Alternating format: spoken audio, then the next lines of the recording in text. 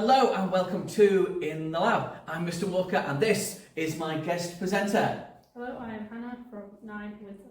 Excellent. You might have seen Hannah before. She likes to be in these videos and today she wants to get her hands messy. That's why she's got gloves on. I'm not bothered about that. So we are going to make a bit of mess because we are going to be doing a nice practical that's often called making poo. It's also called gums to bums because that's exactly the process that the food takes. You can see on this model that we've got a lot of internal organs here. If I try and take the liver off, or I take the lungs off first, and the heart falls off, and the liver comes out, we can see, here it is, it's coming, it's on a long stick, we can see the process that we're going to depict today. We have got the esophagus going all the way down here to the stomach. The stomach has all sorts of things that are going to be injected into the process that we'll talk about, and the food goes into the small intestine and then the large intestine and then the rectum. So let's follow that process in model form. We're going to start with the mouth. So imagine that a person has woken up. They need some breakfast, don't they? They like a little bit of Weetabix, so let's put some Weetabix in there. They might have a drink of coffee, so without the water, there's our coffee granules. What do we have in the mouth that helps the breakdown of the food, Hannah? Saliva. We have got some saliva, so we'll add a little bit of saliva in there. Very nice, what do you think? Lovely. So there's a bit of saliva into there. Do we have anything else? What's in the saliva that's really important? Because it's not just water. What's in there? Amylase. We have got amylase, which is a type of carbohydrate. Now, if you see A's at the end of a word, you know it's an enzyme. That means it's a biological catalyst. That's something that speeds up the rate of reaction. And biological means it's something that we make ourselves. So it's a type of protein that's in our body and it breaks down carbohydrates. So you know that carbohydrates breaks down carbohydrates. Amylase is a specific type of that. So we've got a little bit of that in the saliva, but we'll add a bit in just to make sure. Now in the mouth you have got the tongue. It's a very, very strong muscle and it's very good at breaking things up in the mouth, as are the teeth. Now I'm already making quite a mess, which is great. Because this is what happens in the mouth, and this is why you should close your mouth when you chew. Because you do make an absolute mess in there. We've got something else that's in the mouth, and that is, of course, the teeth. Would you like to get in there with your teeth and mush it up even further, Hannah? She's breaking it up. So in the mouth, you've got mechanical action with the teeth and the tongue, and you've got chemical action with the carbohydrates that's in your saliva. How are we doing there? We are ready, we've chewed it up, we are about to swallow it. So, would you like to put the food into the esophagus? Now this is the model of the esophagus that goes down to the stomach, so you might be able to see there, it's roughly about the right length, and it would be about here, all the way down to my stomach. So let's pass it into the stomach, or rather, into the stomach through the esophagus. We'll get our stomach ready. There's the esophagus, in it goes. Let's see if we can get it down, let's see if we can get it down. Oh dear, oh it's going in, it's going in, it's going in. There we go, let's get some more food in there. A nice bit of breakfast there. Keep going, keep going, keep going. Excellent stuff. And it goes all the way down. Now, if you were hanging upside down, it would still move along your esophagus in the direction of your stomach. And that's because there's something that we call peristalsis. That means that the top squeezes and it moves it down, and the next bit squeezes and it moves it down. So whichever way up you're facing, if you are eating upside down, you're always going to have your food moving towards your stomach. And I'm going to shake it like this to make sure it goes down, but of course you don't shake to get your food down. It's constantly contracting to make it go down. Now then, we have our food in the stomach. What else have we got in the stomach? Do we have any enzymes to break it down in the stomach? What do you think?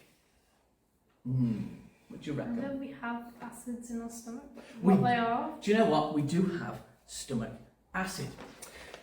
The stomach acid is hydrochloric acid. It's quite strong acid. That's why if you're sick and the acid comes up in your throat, it can actually burn a lot because it is acid.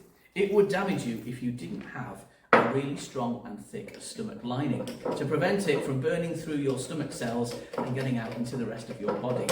So we have got stomach acid. We have got one more thing in there. We have got, let me have a little look, we have got some protease. Now we know that ase means enzyme, so it's an enzyme that breaks down protein. Now, we've only got one type of protease in the stomach. It's called pepsin, and it works at pHs less than 7, so at acidic conditions. Most enzymes don't do that. They like to work at pH 7 when they're neutral. But this one works when it's acidic, so we'll pour a little bit of that into there. Now, would you like to do the honours and mush it up with your hands? On the outside, here we go. Yeah. She's mushing it up. This is what happens in your stomach. The stomach contracts because it's muscular. It mushes up the food, so again we've got more mechanical action and we've got more chemical or enzymatic action going on there. After it's digested and it's broken down and the acid has killed anything like dangerous bacteria that has got in there that we don't want, now it's ready to pass into the small intestine. Yes, we can see from here it goes into the long small intestine. Not quite sure why it's called small, because it's a lot longer than the large intestine. So let's get it ready. Okay, this is the small intestine. Yes, it is a tight that you might wear. So what I'm going to do is I'm going to ask if you could hold this like that. Are you ready? You have any gloves on or off? Off. Off. Here we go. The small intestine is ready. Now, as you might notice, we went in through the top. We're going to have to make a hole because you have two ends to your stomach. Food goes in and food goes out. So here we go. I'm going to cut a little hole in the bottom and it's going to come out. It's coming out. Here we go. Lovely this. And there we go. All of the food from the stomach into the small intestine. Now, peristalsis happens again. It contracts, the top part contracts, the next part contracts, and it pushes everything along until it goes all the way along the small intestine, all the way along. And as it's going along, you are absorbing various nutrients.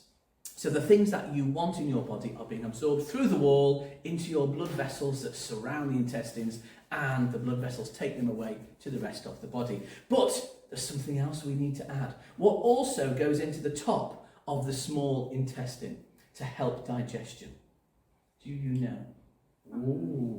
Ooh, that's a good question, isn't it? I don't think I know that one. Would you like to hold it open? Because there's actually 4 things. Number 1 is bile. Do you remember bile? Yeah. Yeah. Well, let's put some bile in there. Here's a bit of bile. Let's get it on your hands. Just No, there why? you go. That was fun, wasn't it? No. So we've got some bile in there. It's not real bile. It's cold. It's cold, but it's not real bile. So we have got some bile in there. What does bile do, Hannah, apart from get on your hands?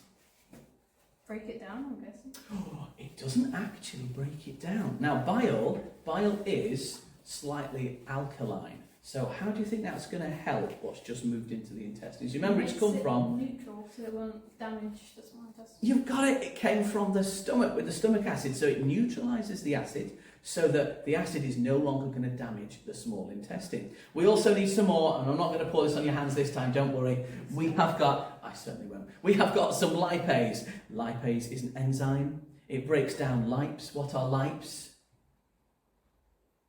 Ooh, well... The full word is lipid. Does that mean something? Is it like fats? You've got it. Lipids is the more scientific name for fats. So we're going to pour some lipase in there because we need to break down the fats. We also need some carbohydrates to break down the carbohydrates. And of course we need a little bit more of the protease to break down the protein. So all of the 3 major types of food that you're ingesting can be broken down. The proteins and the fats and the carbohydrates. And the bile makes sure that it is neutral. It also emulsifies the fats. That means it separates them out, ready for the enzymes to get in and break them down. Now that means we've got quite a watery mess as it moves through. The nutrients that are being broken down are passing through. It goes all the way through here and it comes to the end. By the way, I ought to have asked, where do the enzymes actually come from? Do you know? Oh, I'm testing Hannah today, aren't I? Maybe you know. Maybe you know. Shall I tell you? Yeah. They come from the pancreas. Yes, the pancreas makes other things like insulin, but it also releases the enzymes that we have been talking about. The bile is made in the liver, it's stored in the gallbladder, and it's also released into the small intestine. So, at long last, we have got it into the large intestine, the last main part of the intestines. What's going to happen at this point? What do we need to take out of it, Hannah? We've taken out the nutrients. What's left that we might want? What do you think? I'll give you a clue. Yes, we need the liquids. So the large intestine is where most of the liquids are absorbed. Remember it like that. Small intestine is for the nutrients because that's where the enzymes are released. That's where the nutrients are broken down. So small intestine, nutrients. Large intestine, it's whatever's left. We need the water. So as it's going through, it will squeeze. And just like this, all of the water will come out into the blood vessels. And eventually, as it passes on and makes a nice mess, Hannah's loving this practical, as it goes on and on and on and on and on, we find that we've now got a dry little ball at the end. Would you like to do the honours of cutting it open? Because this will be the end of the large intestine. There you go.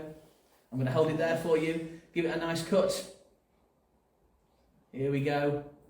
This is the end of the large intestine. The end will be called the rectum, and the hole, of course, is the anus. So we are making that hole, and as peristalsis continues out, and we squeeze, and we literally do squeeze when we sit on the toilet, there we go, out comes the poo into the toilet bowl. So there we go, it has all come out, except... what is the difference, Hannah, between this and actual poo? Now, you might be thinking, Mr. Walker's holding poo, it's disgusting. But actually, it doesn't smell like poo. All it is coffee and Weetabix. What's the difference? What else is in the system that would make it different to this, that would make it smelly and horrible and quite bad? What would it be? Ooh, that's a good question, isn't it? Ooh. Sure. Not sure. You'll get it in a minute. What lives in the small intestine? Lives? Yeah. What lives in your small intestine? What are there millions and billions and trillions of in your gut, in your small intestine, right now, helping to digest the food? They're like parasites, but like good parasites. Oh, you're almost there. A parasite will be something that feeds off you or the things that you eat, but it doesn't give you any benefit. So it's not quite a parasite because the things that live in you benefit us. They help us. Yes, they eat some of our food, but they also help us by breaking the food down. In fact, we wouldn't be able to effectively break it down with just the mechanical action and the enzymatic action unless we had bacteria in our gut. We have got trillions of bacteria. We are hosts of trillions of bacteria. And that's what gives it the smell. And that's what makes it horrible and awful. Otherwise, it would just be broken down food and it wouldn't be quite so bad. I bet I knew that. You did know that. You did know that. Here's another question for you. Imagine this is the poo. It is quite sticky, isn't it? It is quite sticky. If it came out with too much water, I could have squeezed it some more, couldn't I? Got some more liquid out of it. If it came out like that, we would call it diarrhea. Because that's what happens if you don't absorb the water. It is diarrhea. Now, if I'd squeezed far too much water out and it was really hard and firm and horrible, it wouldn't come out. It needs to be watery enough to go through your system, and we call that constipation. And that's exactly what it is. When you haven't got enough fibre or water to help it flow, you would have that. So let's leave that in there. Why'd you put it? Oh, because it's fun. Why else? Absolutely. Would you like to touch anything else before we finish? No, I think Hannah's finished with the practical. And do you know what? So have we. Apart from showing you one more version of the digestive system. Here we go. Okay, so we're back. Hannah's now cleaned up. She's nice and happy, aren't you? Mm-hmm. Yeah, she is happy. She is deep down, deep down. Oh, So, I am happy. excellent. So here's a model, another model of a digestive system in knitted form. Now, this bit is the liver here. And if I find the right bit, aha, this is meant to be the tongue and the esophagus going down into the stomach. You can see here that There's a nice green bit going from the liver to the stomach. Can you remember what that bit is? Oh, we talked about it earlier. The liver makes bile, which is stored in... The bile keeper? Oh, nice No. try! The gallbladder, because another word for bile is gall. So it's in the gallbladder, and that's released into the top of the small intestine with all the food, and all of the enzymes would come from the pancreas, which is not shown. Now, all of this that I just dropped on the floor, these are the small intestines. And eventually, it goes to the large intestine, which ends in the rectum. I'm going to show you, because this is actually life-size, believe it or not. Each piece is pretty much realistic. I'm going to show you just how long your digestive system is. So, Hannah, would you like the tongue end? Sure. Would you like to stand in that corner over there? And we'll stretch it over the top of our nest that we've made. And we will see just how long your small intestines are. It keeps going, and it keeps going, and it keeps going, and it keeps going, and it keeps going and going and going until you find that this is the length of your digestive system right now inside you. Have a look at all of that. That's what you've got to digest your food. So if you ever have a problem and you have to have an operation and a section of this has to be removed, you've got less surface area and less volume and less cells to actually do the work of digestion. You do need it to be this long for effective digestion to take place. Well, thank you very much for tuning in. I hope you've enjoyed this edition of In the Lab. Bye for now.